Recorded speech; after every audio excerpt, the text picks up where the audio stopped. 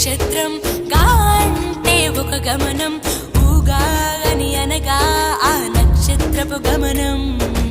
ఊగాది అనగా నక్షత్ర గమనాన్ని లెక్క కట్టడం ప్రారంభించిన రోజు అని అర్థం.